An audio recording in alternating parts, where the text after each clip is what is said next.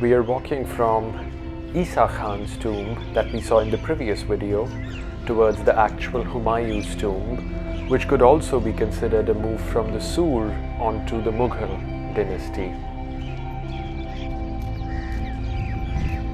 And that's because Isa Khan was with Sher Shah Suri, who fought against Humayun and defeated him in order to win over the reign of Delhi. And this happened around 500 years ago.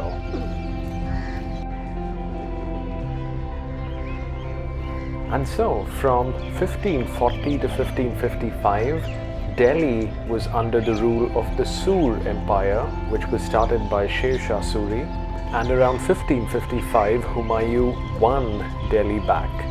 So, in a way, this walk represents the walk from the Sur dynasty onto the Mughal dynasty.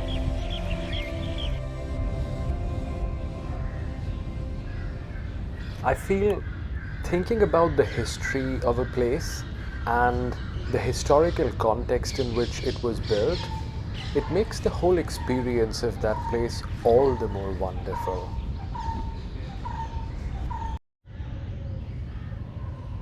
It's such a beautiful morning. Wow. And I'm sure we'll have a good time talking about Humayun and exploring Humayun's tomb.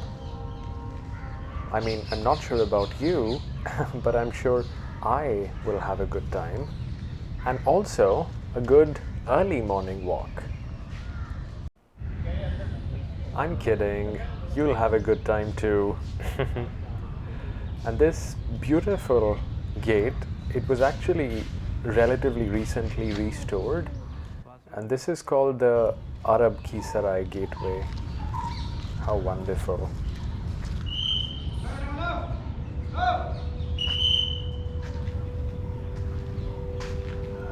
So for some reason, this guard is not really allowing people in. I don't know what's the reason.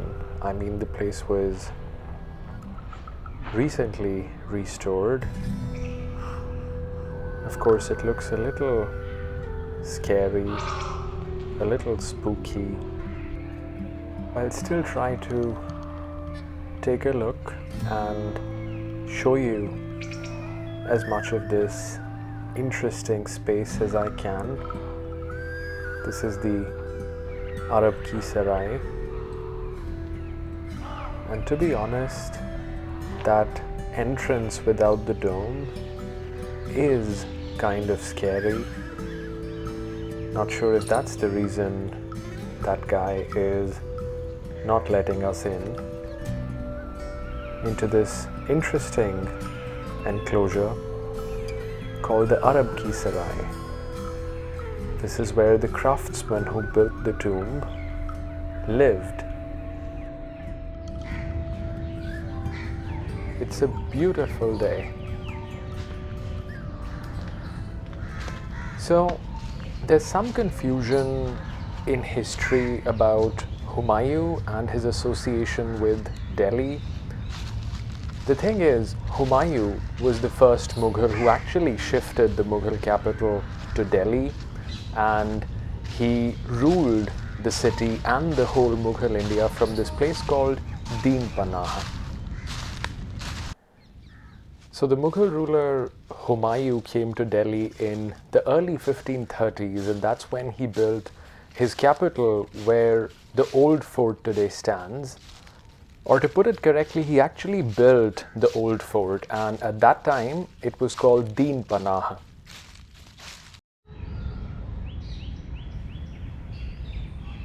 So yeah, all the kids who are learning that Shah Jahan was the first Mughal who shifted the capital to Delhi are probably learning it wrong.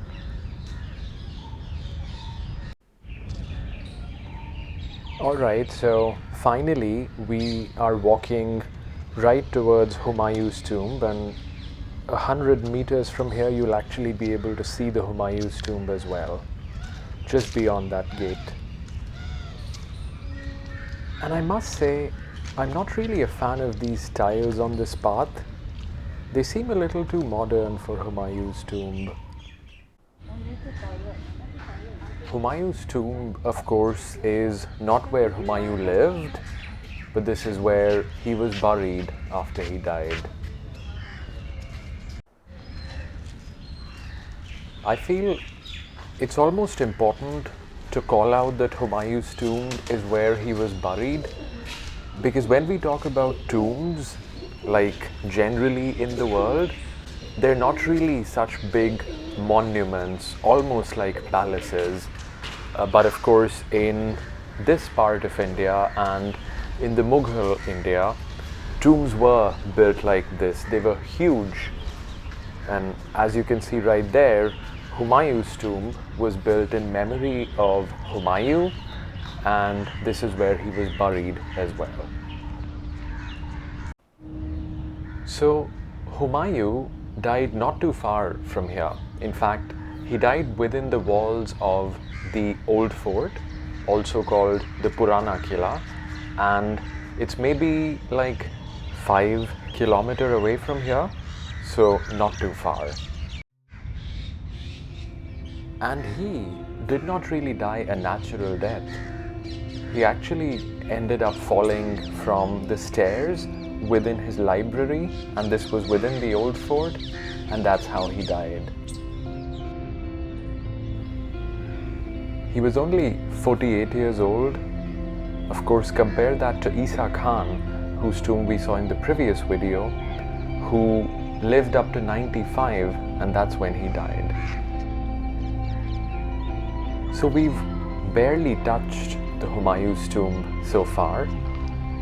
We'll talk a lot more about the tomb, we'll see a lot more of the tomb, and we'll talk about Hamida Banu Begum, who was Humayun's wife, and she was the one who got Humayun's tomb built after his death.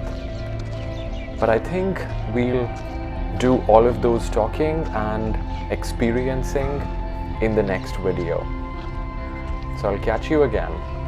Bye.